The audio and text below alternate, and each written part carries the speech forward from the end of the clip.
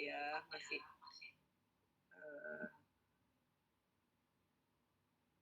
jauh ya nanti untuk ini untuk langkah selanjutnya. Tetap semangat ya. Oke, jadi saya mulai kuliah tentang hubungan keadaan gigi dan mulut dengan GI tract dan kemudian juga dampaknya terhadap gizi. Saya coba share screen.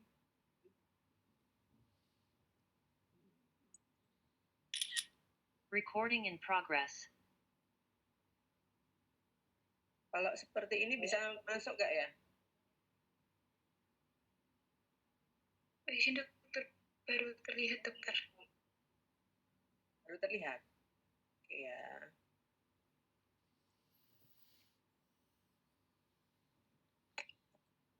Kecil gini sudah ya? Cukup ya? Sudah dokter. Oh gini? Nah, aja ya. Jadi kuliah kali ini adalah membahas tentang dampak penyakit gigi dan mulut terhadap sistem gastrointestinal dan gizi. Oke, ya. Lanjut. Nah, ini sebagai pendahuluan, jadi secara global penyakit gigi dan mulut ini merupakan penyakit tidak menular, ya, yang umum. Di mana dari data WHO ini menunjukkan bahwa sekitar 3,5 miliar orang di dunia ini mengalami kesehatan oral atau kesehatan mulut ya, gigi dan mulut. Sedangkan di Indonesia sendiri berdasarkan SKI 2023 dikatakan bahwa lebih dari setengah populasi atau sekitar 56,9% ini mengalami masalah gigi dan mulut, ya. Dan prevalensi karies ini sangat tinggi, ya. Untuk kelompok tertentu ini bisa mencapai 80%. Oke. Kemudian kita beralih kepada konsep dasar penyakit gigi dan mulut. Untuk penyakit gigi dan mulut ini banyak ya. Tapi yang paling sering kita temui itu adalah karies. Nah, karies itu apa? Tuh, gigi yang lubang itu ya. Mungkin di antara dari 40 berapa? 49, 47 berarti ya. 46 kayaknya ya. Ya, jadi yang ada di sini mungkin aja ada kariesnya. Bisa juga enggak, saya enggak ada karies dok, gigi saya enggak lubang. Tapi ya mungkin juga menderita gingivitis atau gingivanya yang beradang atau periodontitis atau bahkan sampai kehilangan gigi. Ya. Nah, untuk karies gigi ini terjadinya akibat proses demineralisasi enamel oleh asam yang dihasilkan oleh bakteri, terutama oleh fermentasi karbohidrat. Nah, ini sangat dipengaruhi oleh diet dan kebersihan mulut. Ya. Ini pelajaran SMP, SMA sudah lah ya. Selanjutnya kita beralih ke kelainan yang lain, itu gingivitis. Gingivitis ini adalah keradangan pada gingiva yang bersifat reversible. Jadi dia bisa kembali ya. Kalau yang menderita gingivitis nanti kalau keradangannya hilang ya berarti dia sudah tidak gingivitis ya. Seperti ini yang masih senyum-senyum ini sehat ya. Atau ada radang sedikit di sini tapi dia tidak merasakan sakit ya. Kemudian kalau sudah ada agak keluhan, misalnya sering terselip makanan, itu, terus gusinya sering berdarah, nah itu barulah agak mikir-mikir seperti ini ya. Nah, kemudian yang melanjut agak sakit terus, bahkan beberapa orang tertentu sampai giginya ini tanggal pun nggak memberikan keluhan. Ya. Jadi di sini tadi periodontitis yang melibatkan jaringan penyangga yang di sini, bila tidak diterapi dia akan menyebabkan gigi tanggal. Tapi bukan itu saja, ya. Kita lihat kalau penyakit gigi dan mulut ya gejalanya, nah mulai dari yang teringan tadi ya, mulai teringan tadi ada peradangan pada gusi, tadi misalnya ditandai dengan gusinya merah, berdarah, ataupun adanya pun gitu gusinya ya. Jadi kelihatan giginya lebih panjang. Mohon izin dokter, slide-nya tidak jalan dokter. Tidak jalan dokter. Tidak jalan. Iya dok. Iya, tidak muncul dokter. Masih stuck dokter.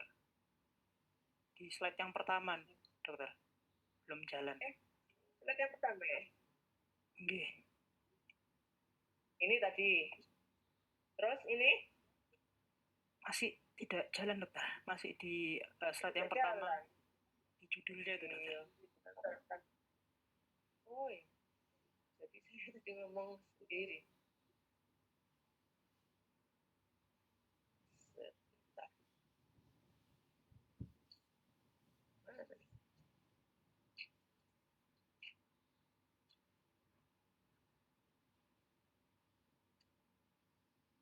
Ini judul. Terus bentar.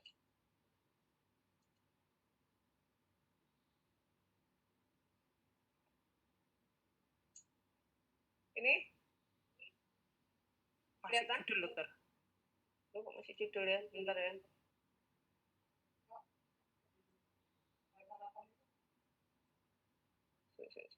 Bentar. Ini juga masih judul ya?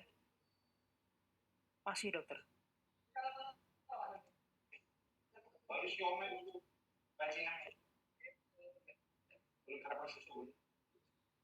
Bentar ya.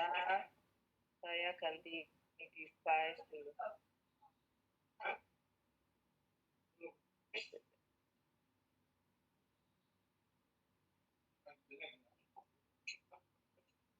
Bentar ya.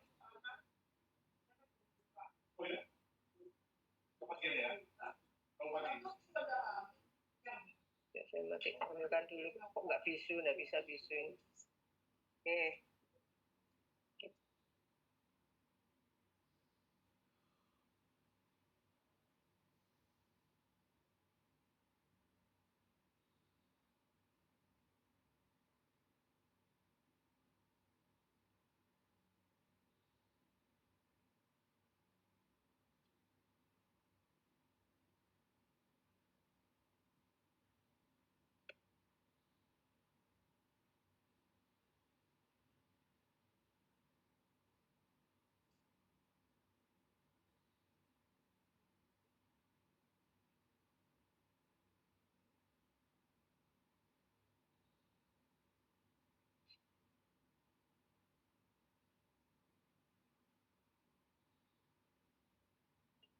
Materi itu.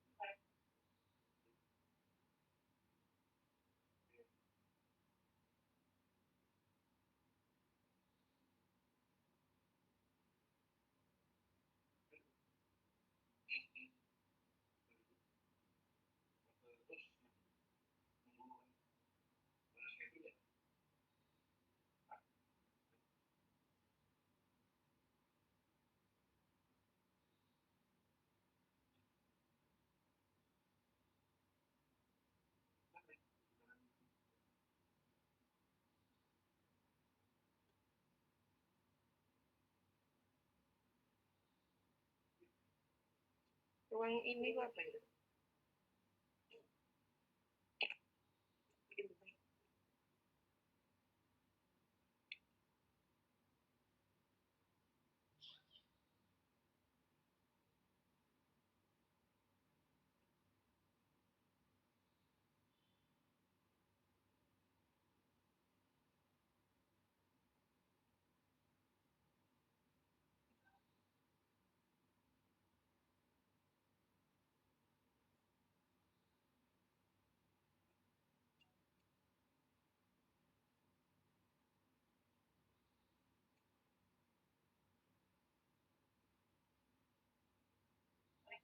progress.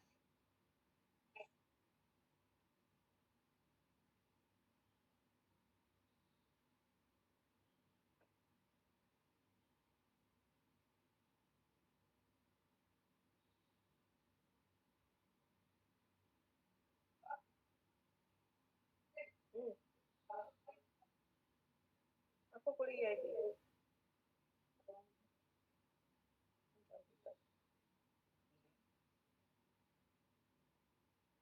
Aku pengen.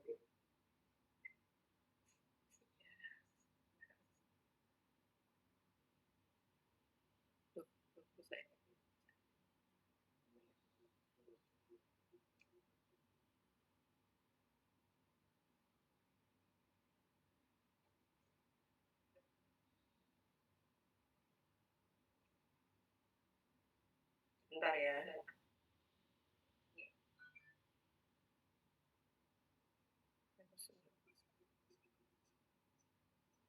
Kalau ini udah. Ini terlihat di slide 14, dokter. Izin dokter, mungkin saran dari kami untuk PPT-nya bisa di-share. Oke. Lalu bisa dibantukan untuk slideshow seperti itu dokter. Dari tahap. Saya kasih pengertian ya.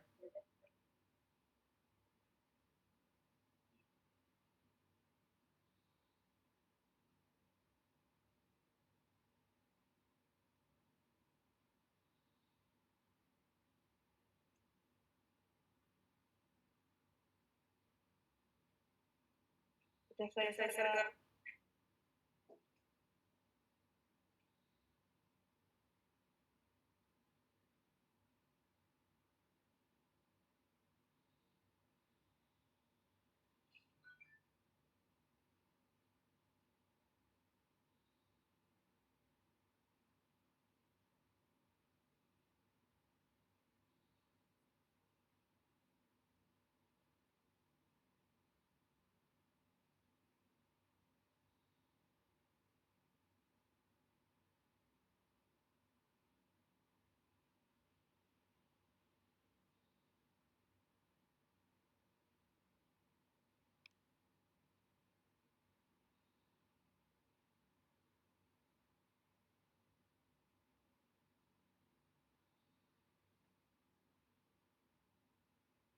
Sudah?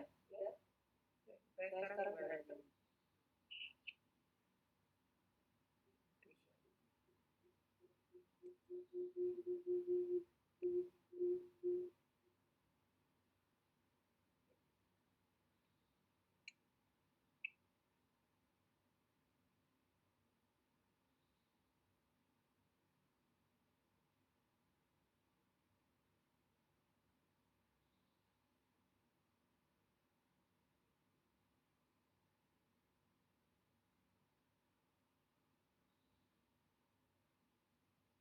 Izin dokter, untuk sesi dari dokter bisa dimatikan dokter. Izin. Yang mana? Ini ya.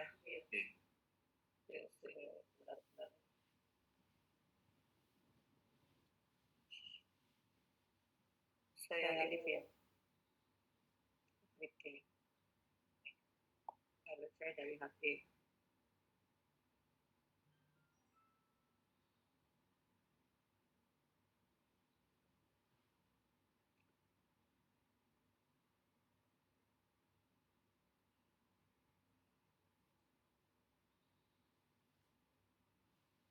Coba di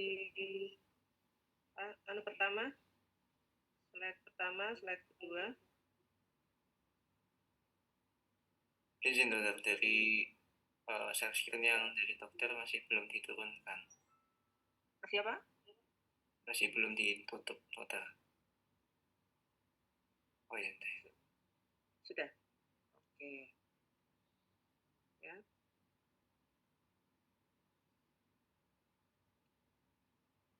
Saya teruskan aja ya di slide kedua. Tadi ini kan sudah tadi pendahuluan sudah, kemudian ke konsep dasar. Nah, ini konsep dasar penyakit gigi dan mulut. Nah, ini yang tadi sudah saya jelaskan, yang paling banyak itu adalah karies, gingivitis, periodontitis, di mana nanti sampai akhirnya akan berakhirnya dengan kehilangan gigi. Ya, slide. Jadi sudah ya, karies, slide. Kemudian ini tadi juga ya, jadi mulai dari gingivitis bila tidak dirawat sampai akhirnya akan kehilangan gigi. Kemudian kita lanjut slide selanjutnya. Ya. Ini tadi terlihat ya yang kita jangan berpikir bahwa kalau di rongga mulut ini ada infeksi kronis, dia adalah hal yang lokal di rongga mulut saja ya. Tapi kita harus memikirkan bahwa nanti ini bisa ke sistemik. Ya. Jadi dasar hubungan kesehatan oral dan tadi terjadinya di kelainan di gastrointestinal ataupun malnutrisi ini melalui sistemik. Ya. Slide. Yang ketiga ini adalah peran rongga mulut dalam gastrointestinal. Jadi seringkali kita langsung berpikir bahwa pencernaan itu dimulai dari lambung, ya. Padahal pencernaan itu dimulainya dari rongga mulut. Di mana di dalam rongga mulut terjadi mastikasi atau pengunyahan, di mana pengunyahan ini fungsinya adalah memperkecil ukuran partikel makanan. Ya. Dan di dalam rongga mulut terdapat saliva. Ya. Saliva ini mengandung enzim, macam-macam enzim. Di antaranya adalah amilase, yang dia akan mencerna karbohidrat. Selain itu, saliva juga berperan sebagai pelumas, ya. Kemudian membantu pembentukan polus dan mempermudah proses menelan. Sekarang dapat kita bayangkan ya, kalau seseorang mengalami kehilangan gigi atau nyeri saat mengunyah, apa tuh yang terjadi? Lanjut. Slide. Nah, jadi tentunya nanti proses mastikasi ini terganggu ya, makanan tidak terlalu baik sebelum masuk lambung, akan membebani proses pencernaan selanjutnya. Ini yang secara langsung ya. Tapi untuk penyakit gigi tertentu, dia akan melibatkan respon imun dan inflamasi kronis. Ya, tadi yang sudah saya sebutkan, ini bisa berdampak sistemik. Ya. Untuk penyakit periodontitis sendiri, ini penyebabnya adalah bakteri atau mikrobiota rongga mulut. Ya, di mana sebenarnya mikrobiota ini normal dari rongga mulut ya, seperti Porphyromonas gingivalis ya, di mana bakteri akan memicu respon inflamasi sehingga menyebabkan interleukin 1 beta, TNF alfa dan prostaglandin itu akan tersebar gitu ya, menyebabkan kerusakan jaringan. Jadi memicu kerusakan jaringan. Mbak, slide. Masuk ke yang bagian integratif ya. Ini gambar-gambarnya misalnya. Jadi dampak penyakit oral terhadap GI tract, gastrointestinal ya. Ini yang digambar ini adalah dampak penyakit oral ini bisa ke seluruh tubuh, ke sistem tubuh yang lain seperti jantung, paru gitu ya, mata, otak, dan lain-lain melalui proses tadi, melalui sistemik. Ya. Kalau yang terkhusus di hari ini, kita akan membahas dampak penyakit oral terhadap sistem gastrointestinal. Ini lanjut. Ada beberapa mekanisme utama terjadinya penyakit gigi dan mulut sehingga mempengaruhi sistem gastrointestinal. Yaitu yang satu, melalui jalur sistemik. Ya, ini seperti di gambar itu ya, gambar ruwet-ruwet itu ya, tapi nggak usah diperhatikan. Yang perhatikan bahwa untuk inflamasi sistemik ini adalah dengan pelepasan sitokin proinflamasi ya, seperti interleukin dan TNF alfa. Sebentar, saya mau tanya, kalau kuliahnya ada sampai biomolekuler atau enggak? Izin dokter, untuk biomolekuler ada di semester 1 dokter. Ya kan, ini biomolekulernya enggak yang terlalu ini ya, tapi yang umum ini ya. Masih ingat ya, interleukin, kemudian TNF alfa ya. Terus yang kedua, slide. Yang kedua ini melalui translokasi bakteri oral, di mana bakteri rongga mulut dapat tertelan dan mempengaruhi mikrobiota usus. Sehingga apa? Ya, bertambah banyak kan, ya, bakterinya yang di dalam usus, ya. Kemudian yang ketiga, ya, ini melalui perubahan oral mikrobiotom yang berkontribusi terhadap disbiosis di saluran cerna. Ya.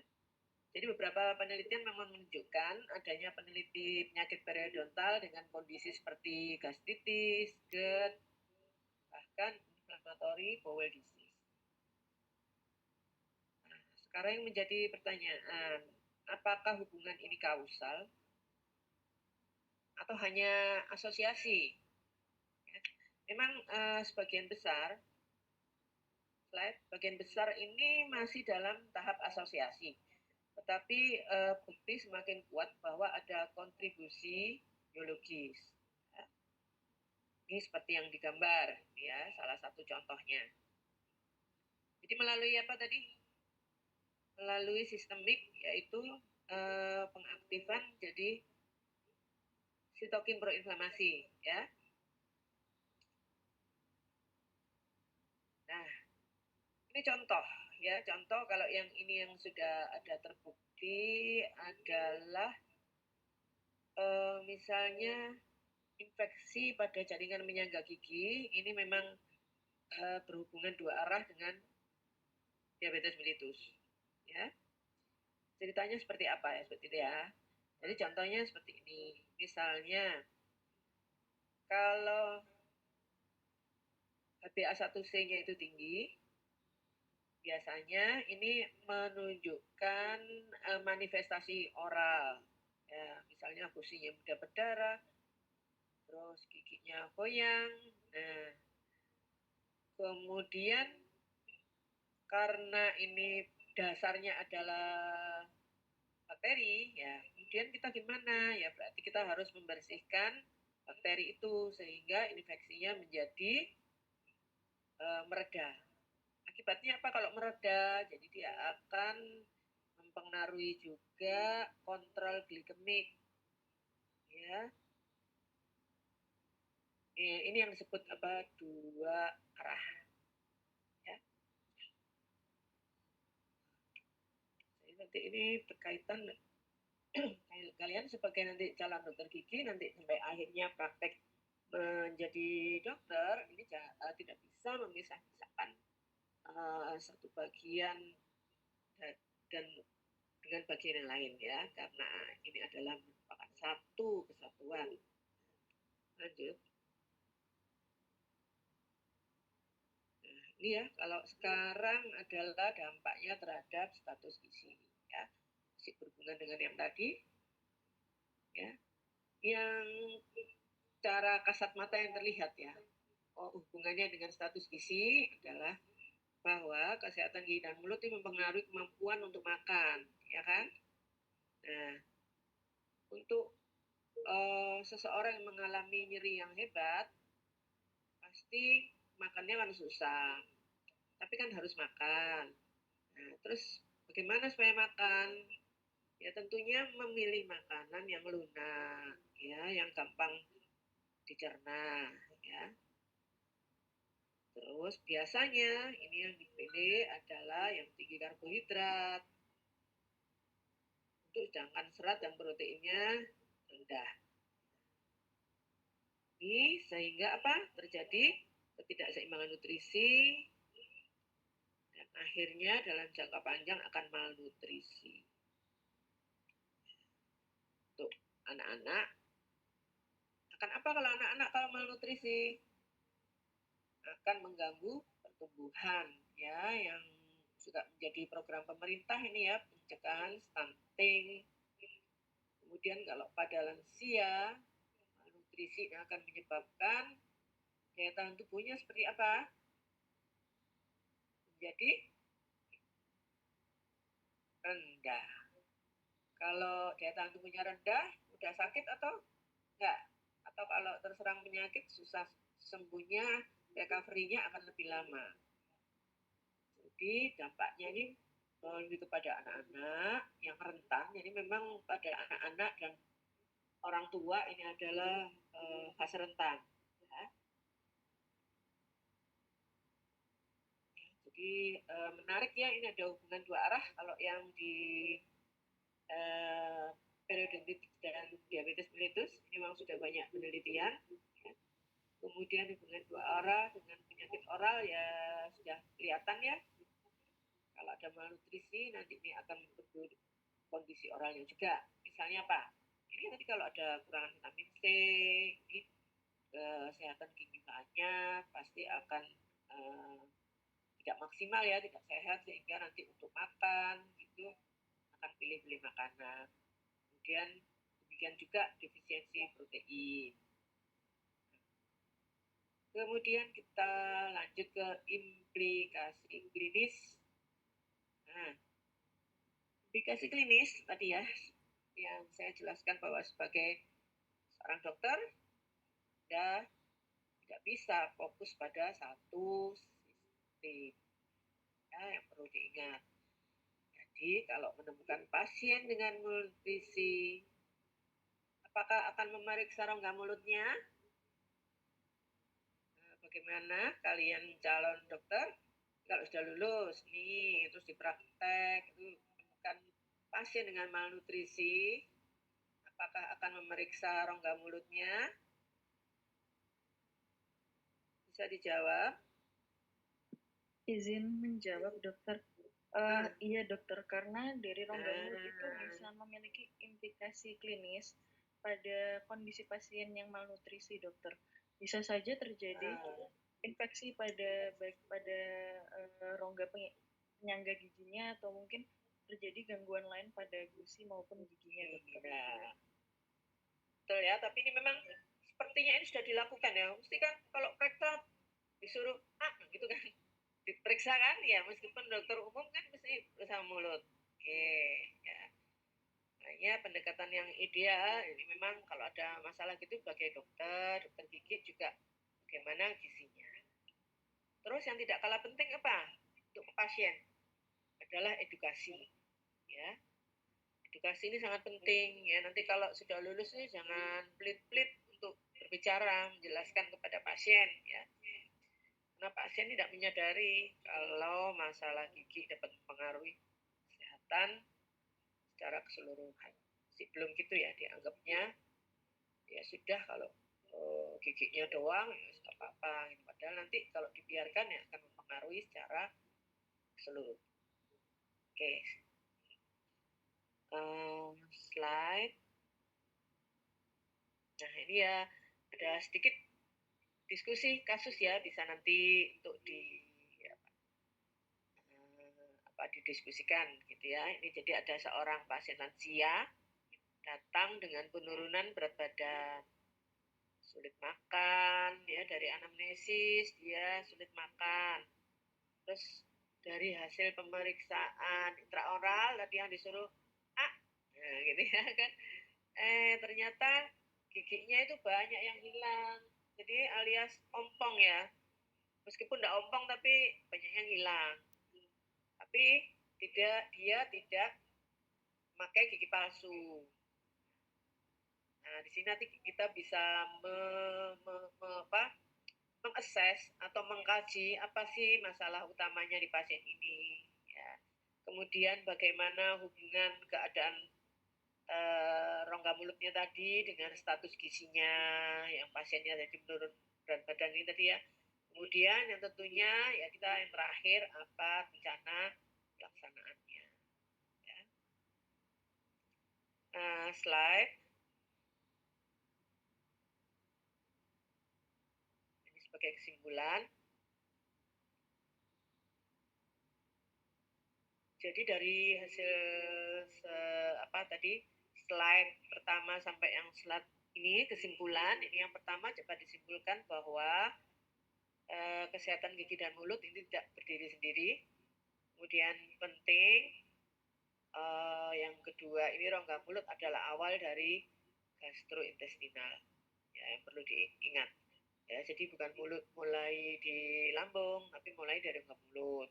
Yang ketiga, penyakit oral akan mempengaruhi status gizi dan kondisi sistemik. Nah, yang penting, yang keempat adalah pendekatan klinis harus holistik dan interdisiplin. Ya.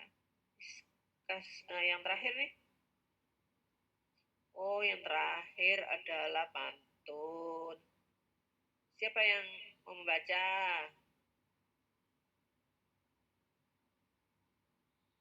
Ketua kelompok atau siapa? Ganti-gantian ini tidak ngantuk. Ini kayaknya kalau Zoom ini jangan-jangan saya ngomong sama siapa ini?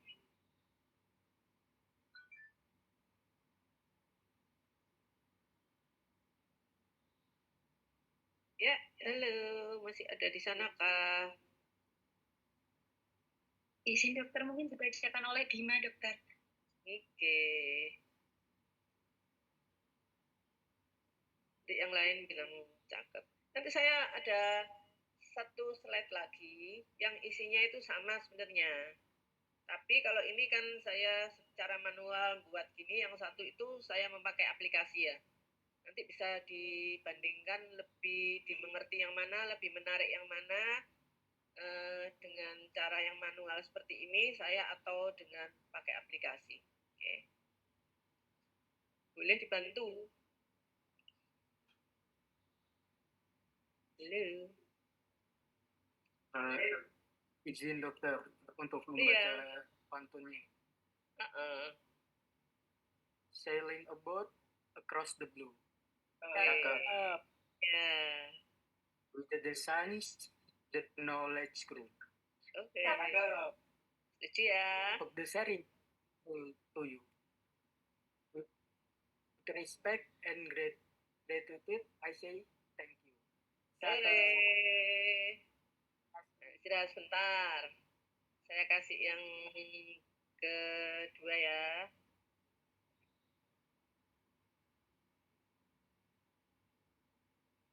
Masih lengkapkah 49 orang? Bukan 49 lah, 48 dengan saya.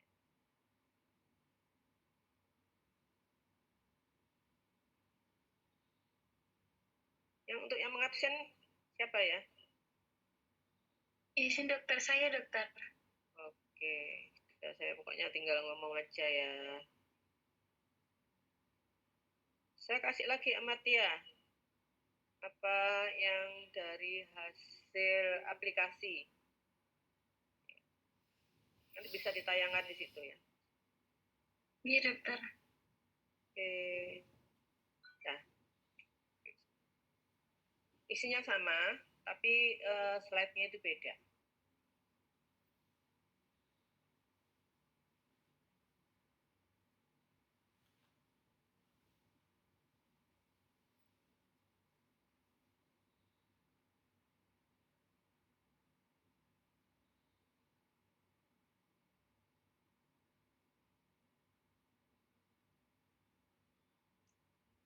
Kalau sambil menunggu, yang lain mau bertanya boleh.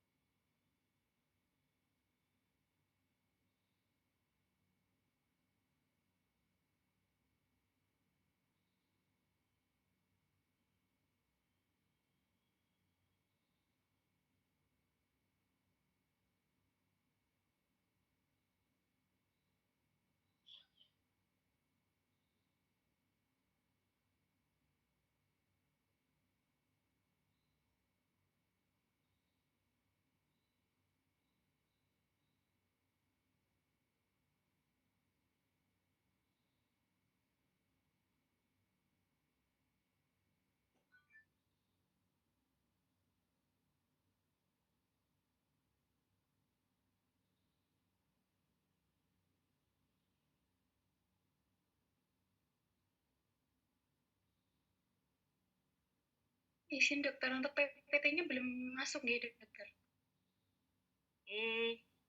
Maksudnya gimana? Saya sudah ngirim ke Ahmad ya? Izin dokter, saya belum menerima dokter. Oh, belum. Oke.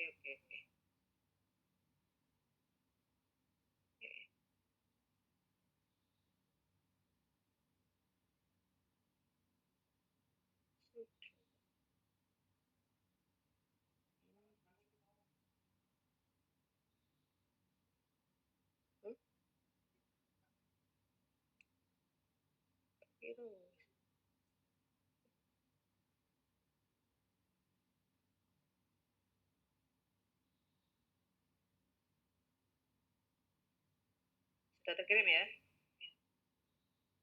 Iya dokter, terima kasih dokter. Ya, istirahat sebentar.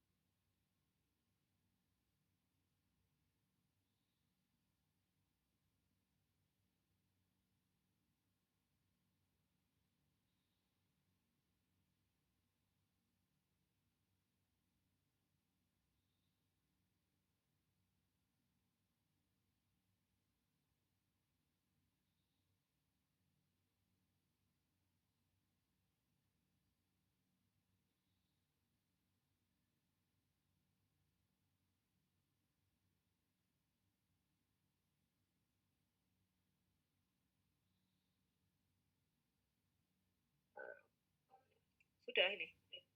Oke, sudah ya. Nah, ini ya dari tampilan pertama ini gimana? Lebih menarik, gampang dimengerti tadi apa sekarang ini?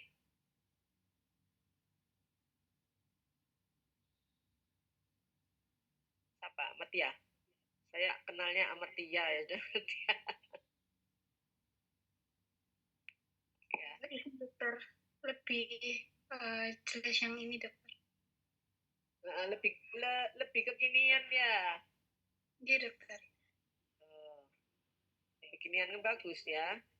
Jadi ini saya ambilnya dari dibuatkan oleh aplikasi. Dampak penyakit gigi dan mulut terhadap gastrointestinalnya. Ini terus langsung ini lebih jelaskan peta transmisinya ya. Karena tadi kan dikatakan bahwa dari keadaan rongga mulut ini terintegrasi dengan sistemik ya, tidak berdiri sendiri-sendiri ya.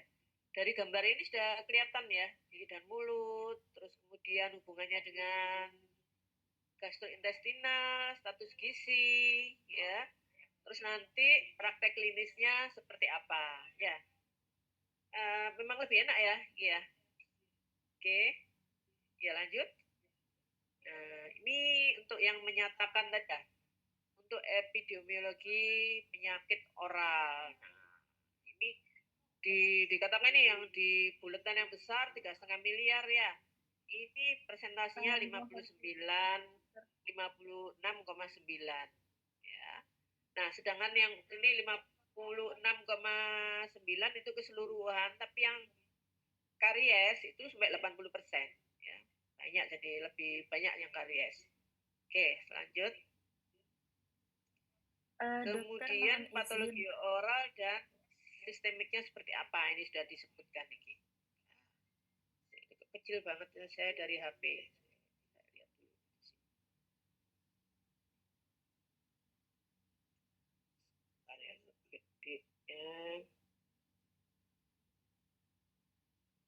Nah, ini tadi juga saya sudah jelaskan kalau yang karies. Ya, ini mekanisme utamanya adalah demineralisasi jaringan keras. Beda dengan kalau gingivitis. Kalau gingivitis tadi keradangan atau inflamasi reversibel. Kemudian kalau periodontitis, karena ini merupakan lanjutan dari gingivitis, dia akan menyebabkan destruksi di jaringan di bawahnya. Ini ya, yang merah-merah ini ada ini, no. Ini kan yang enggak. Nah, kemudian jaringan yang terdampak ini juga beda, ya. Kalau yang karies tadi ini adalah pada enamel dan dentinnya. Jadi pada yang kelihatan di rongga mulut. Sedangkan kalau yang gingivitis juga yang kelihatan di rongga mulut, tapi yang hanya di gusinya saja, ya. Kemudian yang kalau melanjut ke periodontitis akan tulang alveolar dan ligamennya yang menyangga giginya. Nah, terus kemudian sistemiknya juga beda. Kalau yang karies ini mulainya karena kehilangan gigi kan, kalau giginya lubang atau banyak yang hilang gitu. Nah, ini mulainya dari mastikasi. Kalau yang gingivitis ini pintu awal masuknya patogen ke sirkulasi. Ya. Kalau diteruskan nanti translokasi bakteri masif. Ya, jadi lebih banyak nih, ini kalau yang gingivitis yang di permukaan, kalau ini sudah ada jalan masuknya ya. Lanjut. Oke, nah ini bagaimana dari plak ini sampai menyebabkan destruksi jaringan ataupun kehilangan gigi ya. Tahap pertama, nah, ada plak dan bakteri, karena pada permukaan gigi ini plak dan bakteri ini memang selalu ada, meskipun nggak makan, meskipun puasa, itu tetap plak dan bakteri ini akan muncul ya. Pokoknya setelah disikat nanti 12 jam kemudian akan muncul. Karena itu menyikat gigi adalah 2 kali sehari. Ini kalau plak bakteri ini kalau bersama dengan sisa-sisa makanan ini akan memproduksi asam dan memicu inflamasi. Ya. Tahap 3-nya, kalau dia demineralisasi tadi akan karies. Kalau dia ini ke respon imun, ini akan memicu inflamasi jaringan gingiva atau gusi tadi. Tahap akhir-akhirnya ada 4 ini ya sama aja ya, kehilangan gigi. Oke ya, bisa dimengerti ya. Lanjut. Nah, ini tadi juga sudah saya jelaskan bahwa gerbang utama ini rongga mulut adalah untuk pencernaan. Ya. Jadi tadi yang mekanik kan mastikasi ini menghancurkan makanan-makanan menjadi yang kecil. Ini bantu untuk saliva akan untuk pelumas, kemudian menjadi gampang untuk ditelan. Ya. Ini perannya saliva ya, untuk bentuk bolus itu juga perannya saliva. Oke, lanjut. Nah, ini kalau tadi itu yang pertama tadi ya, yang kalau mengunyahnya itu ini ya, kita lihat di sini kalau bolusnya itu halus, ini pasti ya dia akan lambungnya ini ya, pencernaannya ini akan bagus ya, optimal. Tapi kalau kasar-kasar sudah ditelan, ini dia menyebabkan gangguan pada lambung ya, sehingga ekstraksi nutrisinya akan berkurang ya. Tapi bukan berarti kalau gitu jus aja gitu ya. Ternyata dari hasil penelitian makanan yang jus-jusan dengan yang yang belum banyak diolah itu lebih bagus banyak diolah, jadi lebih baik dikunyah ya. Lanjut. Ini ya, yang tadi kalau translokasi patogennya yang dengan dysbiosis tadi sudah saya jelaskan. Nah, ini kalau dilihat dari gambarnya seperti ini. Ya, jalur enterik ini yang tadi yang di kiri ini saya enggak bisa nunjuk-nunjuk ya. Yang sebelah kiri ini yang melalui yang saliva tadi yang mekanik ya. Bisa bakteri yang tertelan, yang ini dysbiosis, lebih banyak telan. Kemudian yang jalur sistemik ya. Ini memang dia dari gusinya ini yang radang nanti memicu respon imun tadi ya, tadi sudah dijelaskan ya. Lanjut.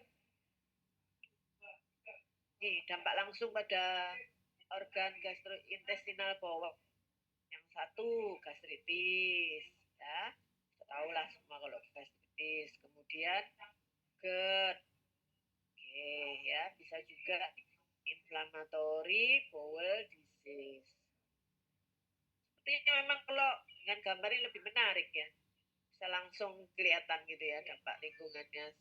Satu lambung esofagus itu seperti ini kalau yang di usus caranya. Oke, lanjut. Nah, ini kalau keadaan tadi akan menyebabkan defisiensi nutrisi ya tadi ya.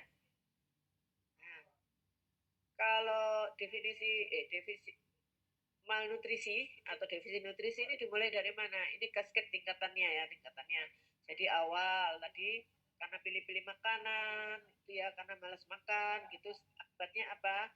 Penurunan intake, ya. Kemudian, ini pertama kali nyeri dulu. Kemudian karena nyeri, jadi menghindari proses makanan yang keras atau yang bergizi itu sehingga merubah diet, ya. Perilakunya, yang menuju makanan lunak, tinggi karbohidrat, olahan, gitu ya. Nah, akhir-akhirnya apa? Akan malnutrisi. Slide.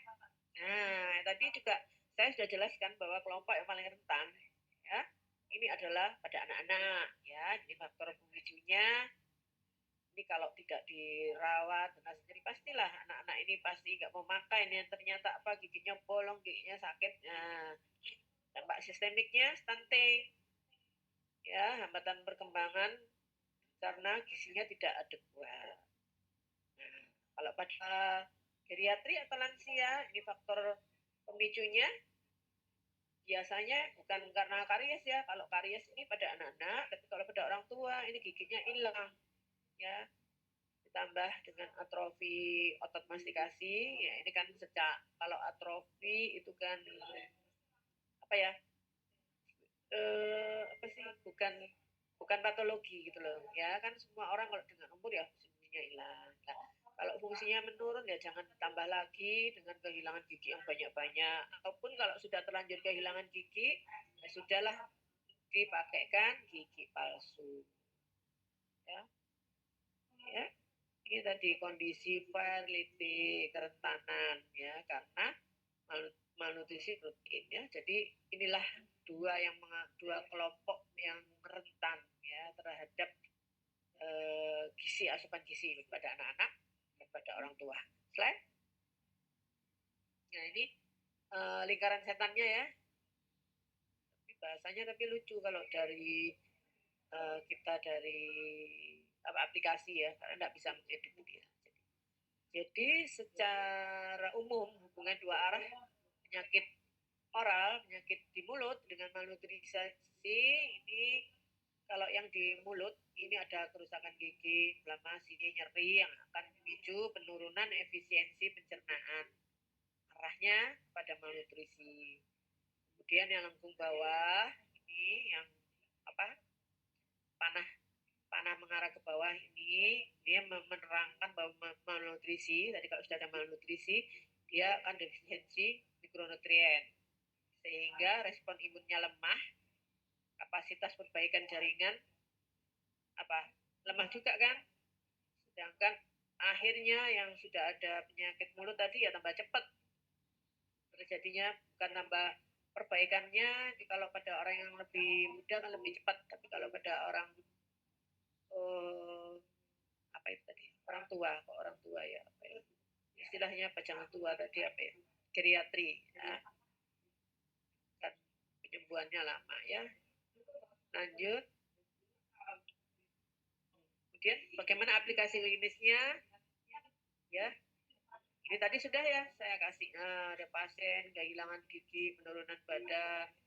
Kita analisis ya, pertama diidentifikasi masalahnya. Kita lihat gigi yang tersisa, sehingga dari sini kita lihat berarti dia ngunyahnya kurang efisien ya. Terus kemudian dianalisis hubungannya, dilacak hubungan antara ketidakmampuan mengunyah ya, mengunyah protein padat ini dengan tanda klinis sarkopenia. Tata laksananya ya, tentunya tadi kan tidak bisa berdiri sendiri, ada intervensi terpadu. Jadi pembuatan protesa gigi ini jadi dokter giginya ya, modifikasi diet, tekstur halus ini ahli gizinya nanti ya. Jadi ya lanjut. Kemudian untuk pelayanan medis ya jadi yang terbaik ya, ini adalah hubungan roda ini adalah satu, berarti yang diperlukan ini sebenarnya adalah screening oral rutin ya. Biasanya makanya kan 6 bulan sekali, ini sebenarnya bukan asal-asal aja ya, tapi itu memang ada maksudnya ya. Kalau di rumah sakit ini mesti harus ada ini assessment, tapi bukan semuanya ya. Kalau ada orang gizinya kok seperti ini ya, gizinya malnutrisi, ini kita assessment ya.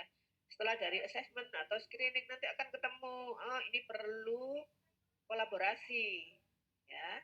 Tadi sudah dijelaskan ya, kolaborasinya dokter gigi, ahli gizi ya, ataupun nanti kalau dokter spesialis kalau perlu ya. Terakhirnya yang sangat penting tadi ada edukasi ya, sangat penting ini edukasi. Sangat percuma kalau dilakukan yang lain-lain, tapi ini perawatannya di rumah itu kan dilakukan sendiri dari pasien ya, jadi harus penting ini edukasi. Ini akan mengubah pemahaman pasien bahwa merawat gigi adalah langkah pertama untuk lambung dan gizi mereka ya. Jangan lupa tuh. Kemudian ya, ini sebagai singkatnya dari yang lain ini, bahwa kesehatan oral inilah mencerminkan kesehatan sistemik ya, karena mulut ini bukan sekedar rongga terpisah, tapi indikator penyebab utama kesehatan secara keseluruhan. Kemudian kaskade tingkatan kerusakannya ini dimulai kalau misal gangguan oral bila dibiarkan ini akan merusak fungsi gastrointestinal dan memicu defisit nutrisi. Dengan akhirnya langsung nyambung tadi ke malnutrisi, ya, melalui defisit nutrisi akhirnya terjadinya hal-hal yang lebih parah ya. Kemudian mandat holistiknya penataan medis modern ya, ini sebenarnya tidak modern ya, pasti kita merawat itu memang semua ya, tidak hanya aja itu memang harus holistik ya. Meskipun juga sudah ada spesialisasi itu kan ada ya, Kang, ya, tapi karena harus holistik ya.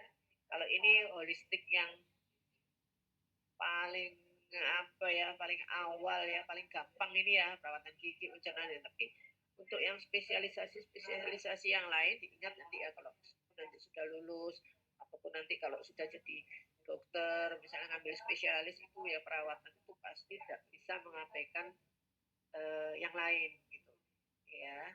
Lagi slide sudah selesai. Oke ya, selesai gitu ya. Mudah-mudahan bisa dimengerti ya, bisa dipahami ya. Ini yang ini kesimpulan. Oke, bagaimana? Pakai tes kah? Gak usah ya. Jadi yang tadi itu take home message-nya adalah yang tadi aja ya. Jadi itu tadi salah satu kalau kasus seperti itu. Salah satu pemikirannya, jadi bisa holistik. Oke? Ada yang ditanyakan?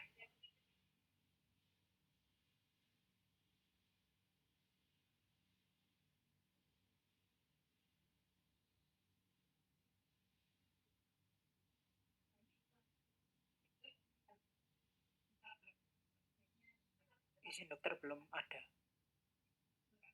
Ya? Belum ada dokter. Nah, mau tanya? Belum ada pertanyaan dokter. Oh, belum ada pertanyaan. Saya sekarang mau tanyanya itu hanya ini, bisa dimengerti? Insya Allah bisa dokter. Bisa dokter. Bisa dokter. Nggak bingung ya? Siap, bisa dimengerti jelas dokter. Paham ya, takutnya nanti sebagainya nanti bingung, ngomongnya dokternya kecepatan kayak apa, enggak ya, nanti dari sini gampang kok loh kelihatan. Oke.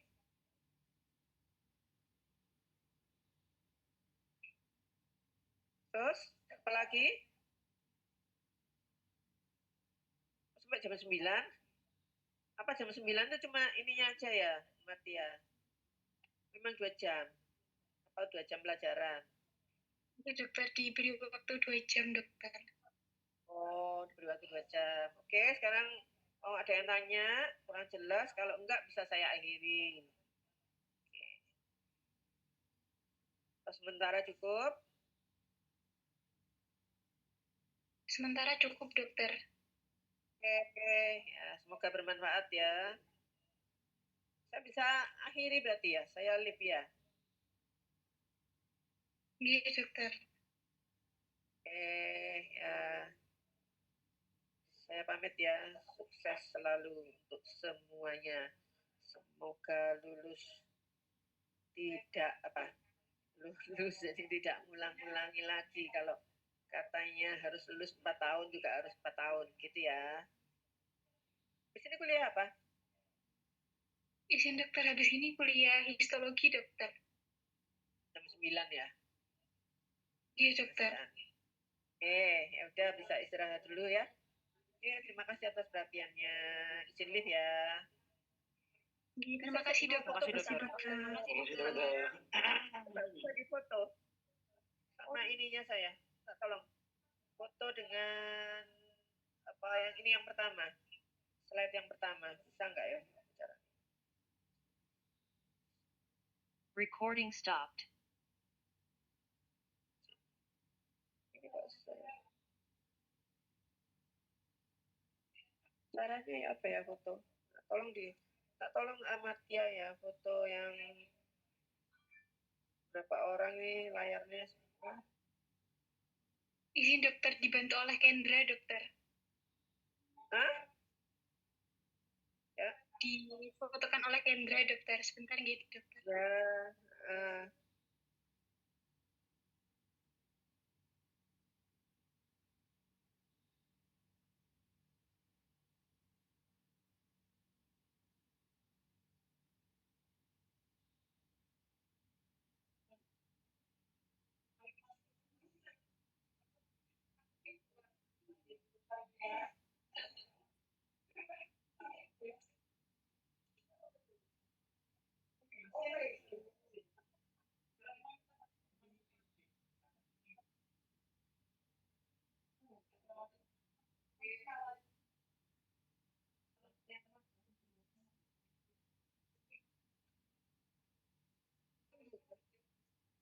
Sama yang halaman pertama, iya, covernya ini.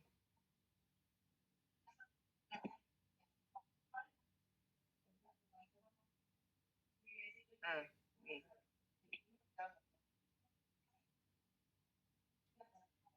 Izin dokter, saya pandu untuk screenshotnya.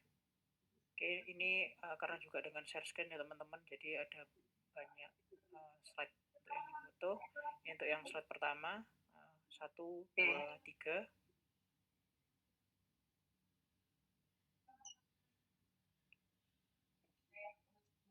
Kemudian slide kedua, 1, 2, 3.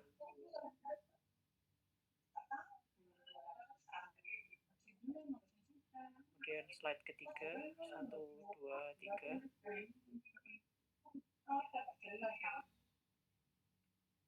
Kemudian slide keempat, 1, 2, 3.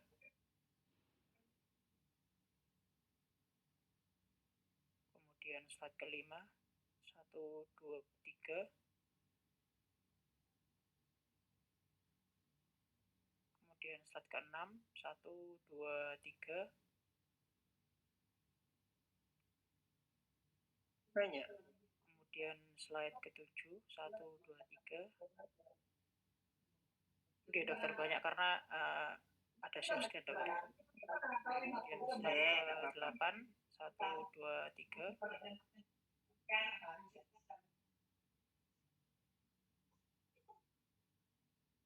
Boleh off cam ya kalau kuliah ini, banyak yang off cam.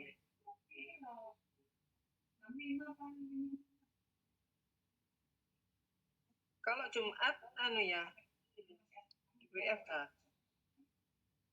Oke, slide terakhir, 1, 2, 3. Oke, baik dokter dan teman-teman sudah saya screenshot.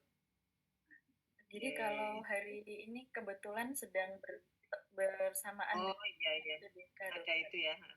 Tapi tiap Jumat ada WFH. Kalau di PN sendiri itu yang WFH semester 6 dokter, semester 2 dan 4. Oke.